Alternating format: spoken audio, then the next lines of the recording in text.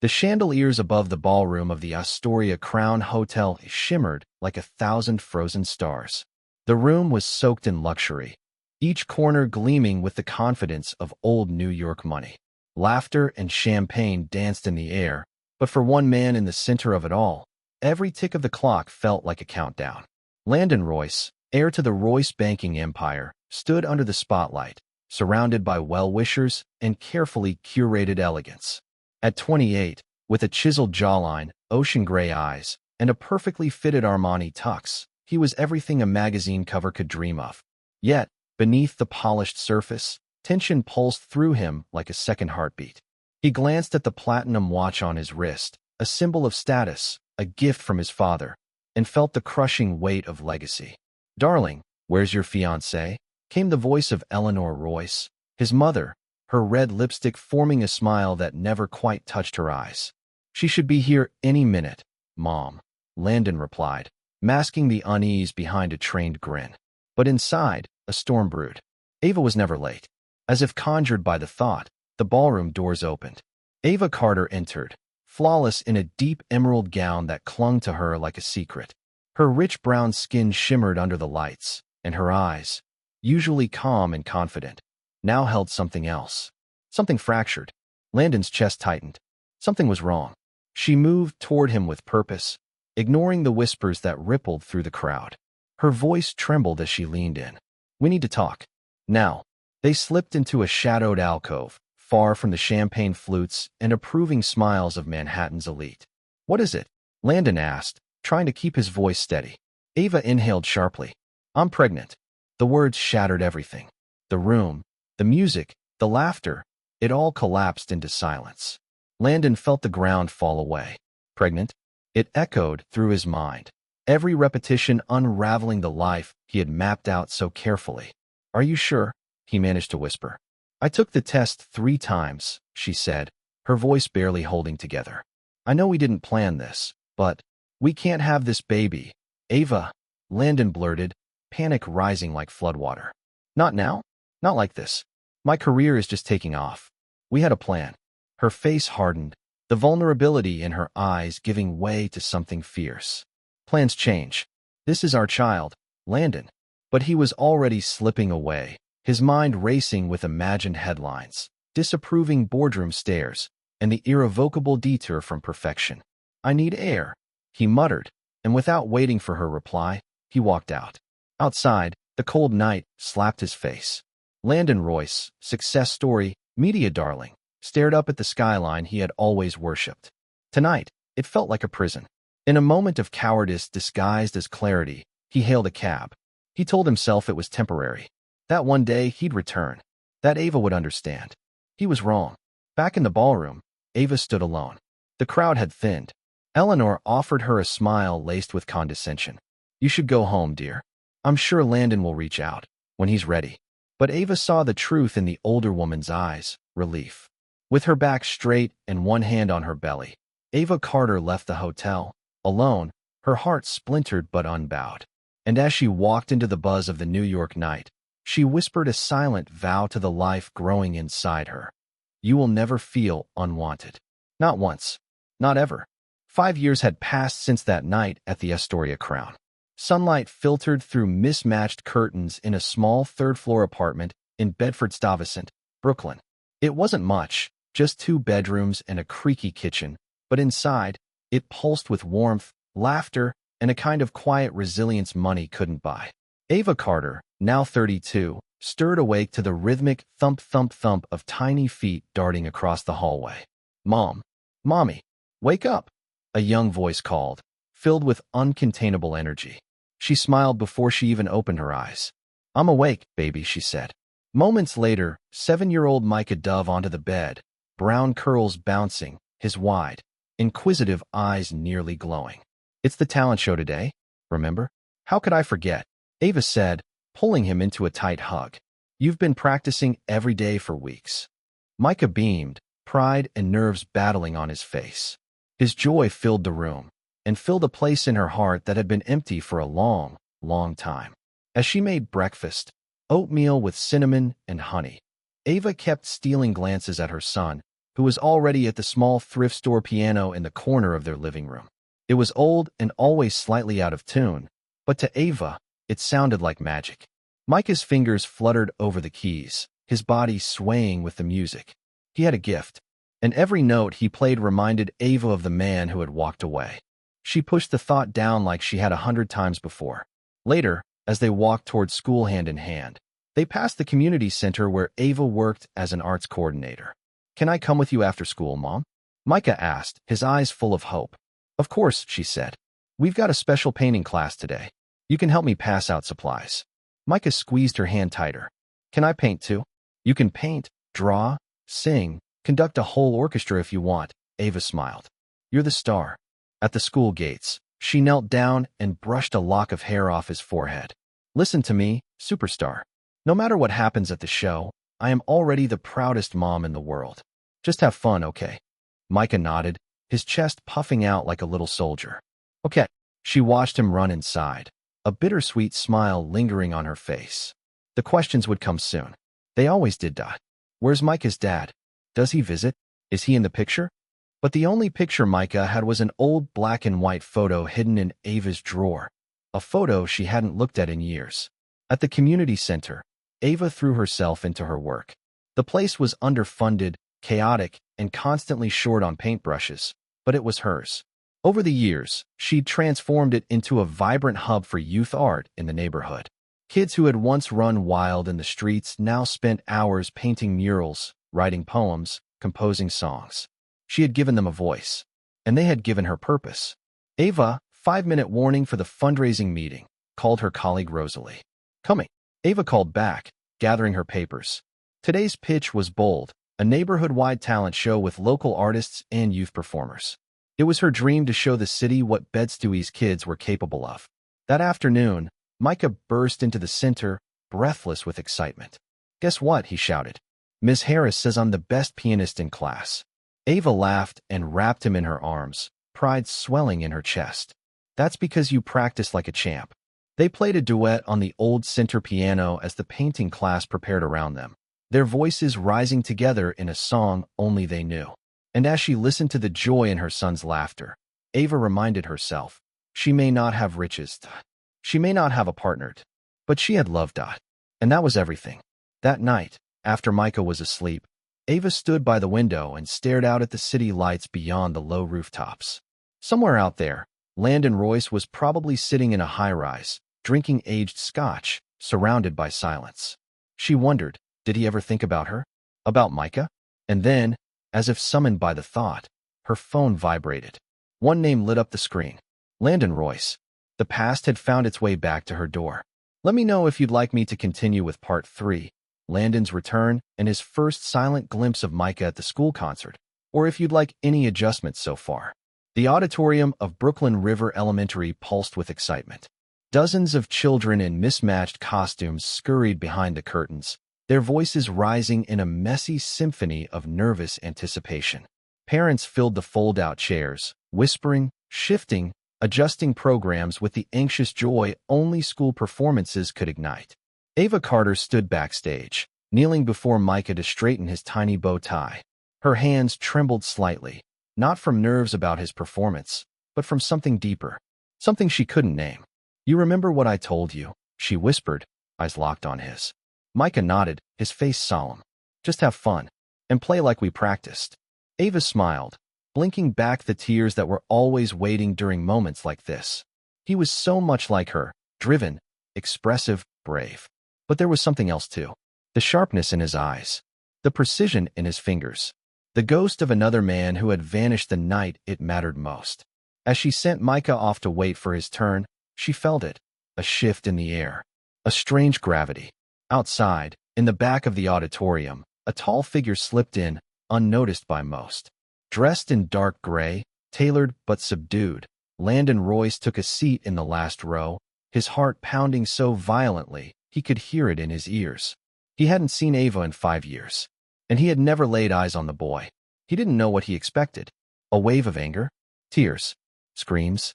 What he didn't expect was silence. The lights dimmed. The show began. Children danced, recited poetry, and sang off-key songs to roaring applause. But Landon didn't hear a word. His eyes scanned the stage again and again until finally. Next, we welcome Micah Carter, who will perform Beethoven's Clair de Lune. A ripple went through the audience. It was an ambitious choice for someone so young. Landon froze. Micah Carter. The name struck him like lightning. Familiar. Final. A name that belonged to a life he had walked away from. The boy stepped onto the stage. His brown skin glowed under the stage lights, his curls neatly combed. He adjusted the piano bench, sat upright, placed his hands on the keys, and began to play. The music rose, fragile and deliberate. The melody was soft, mournful, and utterly breathtaking. Each note carved through the auditorium like a whispered truth. And with every phrase, Landon felt the layers of his life unraveling. This was his son. His son. Micah's fingers glided across the keys with a grace beyond his years. Landon had seen prodigies before, had donated to symphonies and conservatories. But none of it compared to this. Ava, in the front row, couldn't stop crying. The music was more than a performance. It was a memory, a dream, a promise. It was 5 years of late-night lullabies and early morning breakfasts. It was her love, her sacrifice, her strength. All of it poured into one little boy with a piano and a dream. In the back, Landon sat frozen. The applause was thunderous, but he didn't hear it. He only saw Micah. When the performance ended, Micah bowed and ran into Ava's arms. She lifted him off the ground, showering him with kisses. "You were amazing, baby. Absolutely amazing." Landon took a shaky step forward. He wasn't sure why. Instinct? Regret? Need?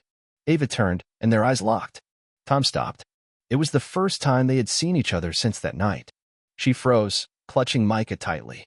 Micah looked up at her, confused. "Mom? Who's that man?" Ava swallowed, her voice barely audible. "No one, sweetheart. Come on, let's go celebrate." But her eyes never left Landon's, and his heart shattered under the weight of everything he hadn't said. As they turned to leave, Landon took a step forward, mouth opening. But no words came out.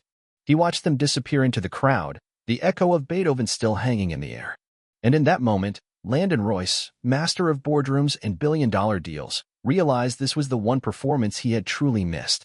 That night, back in his penthouse overlooking the Manhattan skyline, Landon Royce stood at the window with a glass of untouched whiskey in his hand. The lights of the city blurred into halos of gold, but he saw none of it. His mind was still in Brooklyn. Still in that small auditorium. Still sitting in the back row. Still hearing the name, Micah Carter. He hadn't known it was possible to fall in love with someone you'd never met.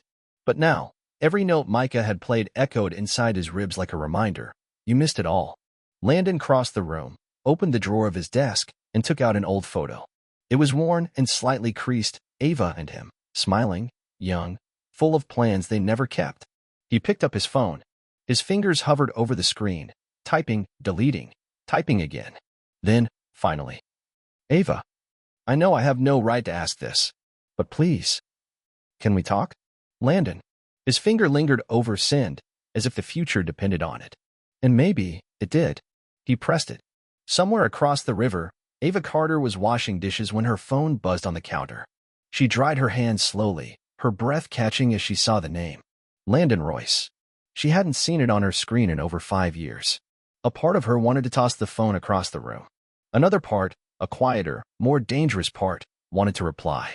She read the message again. And again. And again. Then she walked to Micah's room. He was already asleep, curled beneath a blanket with a comic book resting on his chest.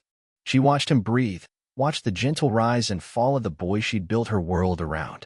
The boy who'd never asked about his father, until today. She stepped out of his room and typed her reply with trembling hands. "I'll meet you. Tomorrow. 2 p.m. Prospect Park." The lake bench. Saturday afternoon in Prospect Park was a mosaic of laughter, sunlight, and the distant sound of a saxophone player performing under a maple tree. Ducks paddled in lazy circles on the lake as children tossed breadcrumbs from the shore. Ava sat on the bench by the water, dressed simply, her fingers tracing the leather strap of her bag. Her eyes scanned the path, uncertain whether she was hoping to see him or hoping he wouldn't come. Then she saw him. Landon approached slowly, dressed not in a suit, but jeans and a button-down, trying to blend in. It didn't work. He still looked like the kind of man who belonged on magazine covers, not public benches. "Hi," he said, voice low, careful. Ava didn't smile. "You're punctual." You always hated when I wasn't, he replied with a ghost of a grin. She gestured to the seat beside her. He sat carefully, leaving a respectful space between them. The air between them was tight with history, too heavy for small talk. You look, well, Landon said eventually. I look tired, Ava corrected. Because I am. So don't waste my time. Why are you here? Landon inhaled slowly. Because I need to say what I should have said 5 years ago. Her eyes narrowed, skeptical. I was a coward, he said. I panicked. I wasn't ready. And I thought, if I left, you'd be better off. I wasn't, she snapped. But I made do. And so did he. Landon flinched at the sharpness in her tone, but he didn't interrupt. You weren't there when I was throwing up from exhaustion and stress, Ava said, her voice shaking now. You weren't there when Micah had a fever and I didn't have enough for both medicine and rent. You weren't there for first steps, first words, first everything. Tears rimmed her eyes, but her voice held firm. You don't get to show up now and play hero. I don't want to be a hero, Landon said, his voice breaking for the first time. I just want to be there. Even a little. They sat in silence, broken only by the distant cries of children. Then Ava whispered, he played that piece for me. He practiced for weeks. That music, it's everything I've poured into him. Everything you missed. Landon's voice softened. I know. And I heard it, Ava. I heard all of it. He turned to her, eyes raw. I'd like to meet him. If you'd let me. Not as some stranger. As his father. Ava studied him long and hard, searching for cracks, for lies. But all she saw was guilt, regret, and something else, hope, perhaps. You don't get to just drop in and out of his life, she said. I won't, he swore. Then we start slow, she said. 1 hour. At the park. I'll be there. You'll earn the rest. Landon nodded, his eyes wet now. Thank you. She stood. Don't thank me yet. And as she walked away, leaving him behind on that bench by the lake, Landon realized this wasn't a second chance. It was a test. And this time, he wouldn't fail. The following Sunday, Prospect Park basked in golden light. The leaves shimmered with the last whispers of autumn, and the air was crisp, clean like a fresh page. Landon Royce stood near the carousel, wearing jeans and a navy polo shirt. He looked human, not like the polished billionaire the tabloids had branded him, but like a man stripped down to something raw. In his hands, he held a neatly wrapped package, a gift he had carefully chosen, hoping it wouldn't be too much or too little. His hands were sweating. Then he saw them. Ava, walking slowly down the path, holding Micah's hand. His heart stopped. Micah Carter was a mirror. The same tilt of the head, the same sharp gaze, the same quiet curiosity. Every step the boy took seemed to echo something Landon had buried years ago. As they approached, Ava slowed. Micah, she said gently, remember what we talked about? The boy nodded, his voice soft. This is Tyler. Landon knelt to meet him at eye level. Hi, Micah. I'm Landon. It's really good to meet you. Micah's brow furrowed slightly. You know my name. I do, Landon said. I heard you play the piano. You're amazing. Micah glanced at Ava, uncertain, then back to the man before him. You play? He asked. Not like you, Landon replied with a crooked smile. But I try. There was a pause, delicate and uncertain. I brought you something, Landon added, holding out the wrapped gift. Micah looked to Ava again. She gave a slight nod. He opened it slowly, revealing a beginner's book of classical sheet music. At the top was a note written in neat handwriting. To Micah, for every note you've ever dreamed of playing. Micah's face lit up. You got this for me? I did, Landon said. I thought maybe, someday, we could play something together? Micah nodded, quiet but smiling. Okay.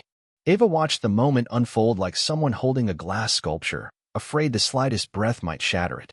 Want to go to the swings? She asked, gently breaking the stillness.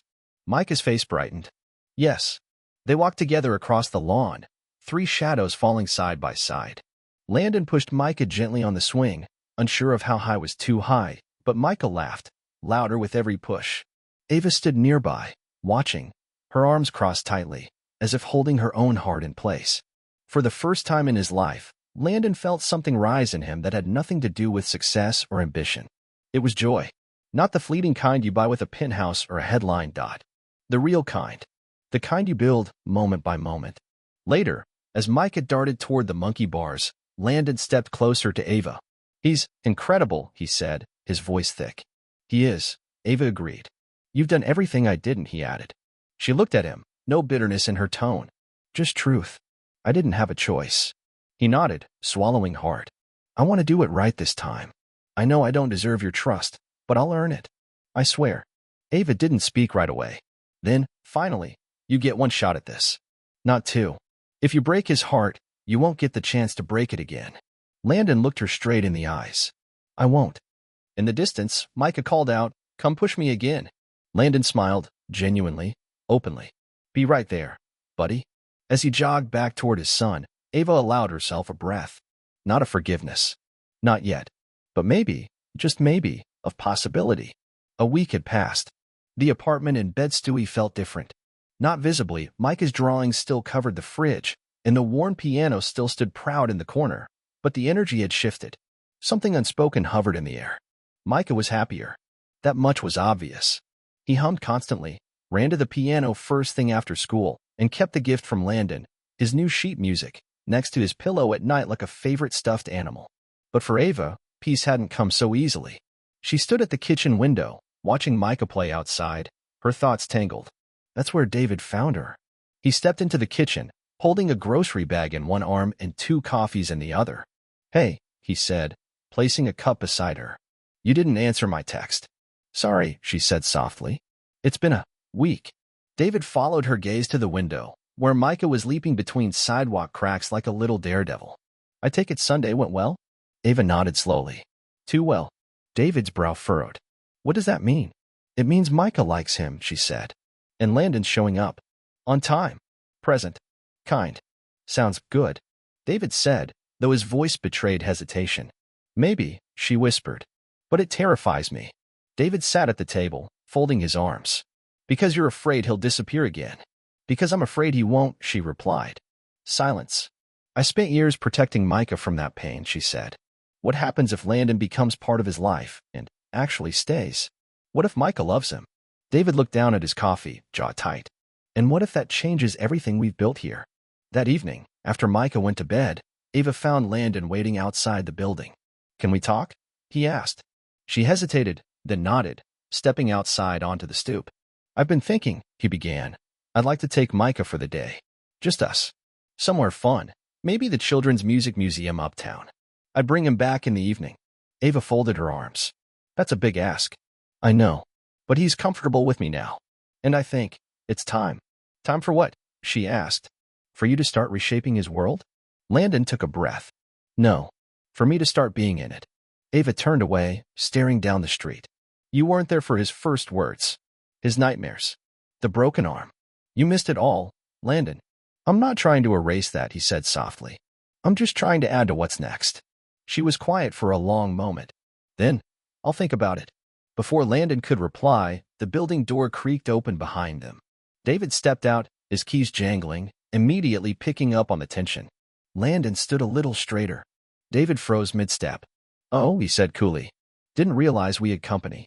Ava moved between them instinctively. It's fine. Landon offered a stiff nod. Evening. David returned it just as cold. Right. The two men stared at each other. Everything that hadn't been said in 5 years surged beneath the surface. Ava broke the silence. Landon was just leaving.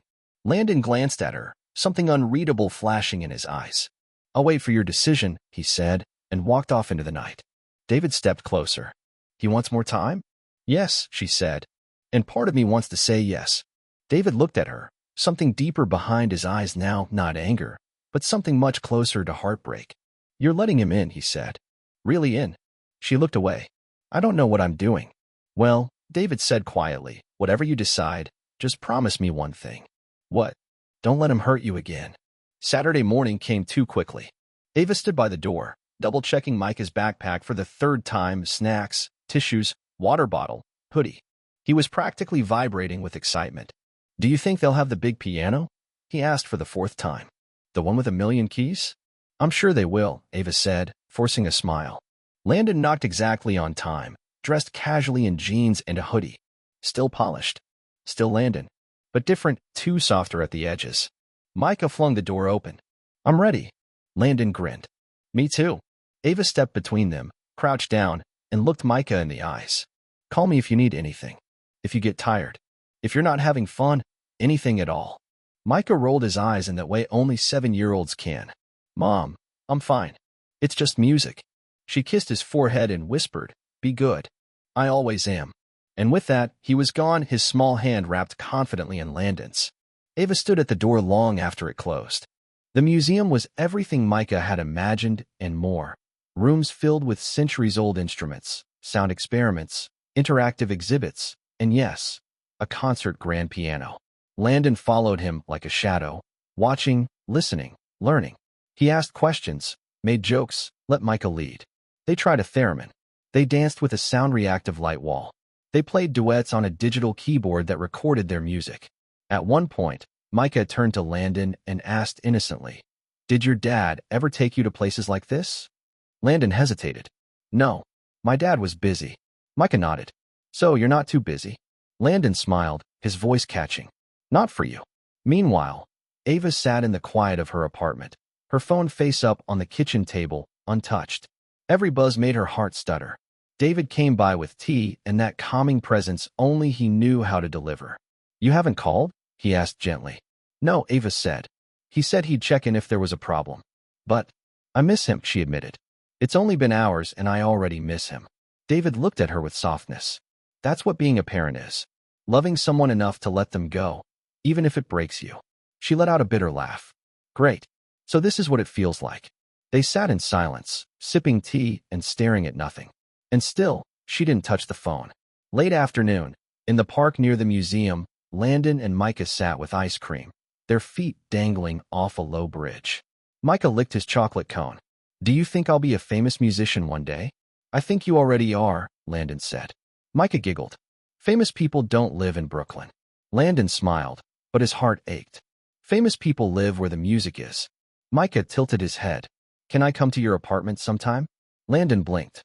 "You want to?" "Yeah. You said I could decorate a room, right? I want to make it blue." Landon swallowed hard. "Then we'll paint it together." "Blue it is." Micah nodded, satisfied. But then came the question that knocked the air from Landon's lungs. "Why weren't you there when I was little?" Landon looked down at his half-eaten cone. "I was scared," he admitted. "I thought I'd mess everything up. But I did that anyway by not being there." Micah didn't respond right away. Then, softly, "I'm glad you're here now." Landon turned away so Micah wouldn't see the tears in his eyes. When they returned to Ava's building, she was already at the door. Her face unreadable. "Did you have fun?" she asked. Micah held up a brochure, a sticker, and a plastic kazoo. "It was awesome." "Did you eat?" "2 hot dogs. And an ice cream." Ava looked to Landon. He nodded. "He was perfect." "Thank you," she said quietly. As Micah ran inside, Landon lingered. "I'd like to take him again," he said. "Whenever you're comfortable." Ava hesitated. "Then, let's talk tomorrow." She closed the door gently and leaned against it. Outside, Landon stood still, one foot back in his old life, the other hesitantly stepping into something entirely new. The next day, Ava sat at the community center long after her shift had ended, watching Micah doodle on a chalkboard with a piece of white dust. He had drawn a piano dot. Beside it, 2 stick figures dot. One was clearly her. The other. She swallowed. "Hey, champ," she said gently. "Why'd you draw 2 people at the piano?" Micah didn't look up. "That's me and Dad." It wasn't the word dad that stunned her. It was the ease with which he said it. Like it had always been that way. Like no years had been lost. "He said I can stay over sometime," Micah added casually. "In my blue room." Ava froze. He hadn't asked her. Landon hadn't cleared it. And suddenly, the tightrope she'd been walking for weeks snapped. That night, Landon arrived at her apartment, hopeful, energized. He brought takeout. A photo frame for Micah. A sketch of what could be his future room. "You talked to him?" she asked, her voice low, dangerous. Yes," Landon said, caught off guard. "I mentioned it. He seems so excited, Ava." "You don't get to decide what excites him," she snapped. "You don't make the plans, you ask." "I thought we were getting there," Landon said, his tone defensive. "I thought you trusted me." "I trust you with hours, Landon. Not weekends. Not overnights. Not his dreams." A long silence. Landon took a deep breath. "I'm not trying to take him from you." Ava looked him straight in the eyes. "But you could." That truth landed between them like thunder. "You have power I don't. Money. Lawyers. I live one paycheck at a time. I've spent 7 years building this life brick by brick. How do I know you won't shatter it the second things don't go your way?" Landon stepped back, stunned. I'd never do that. You say that now, but you've disappeared before.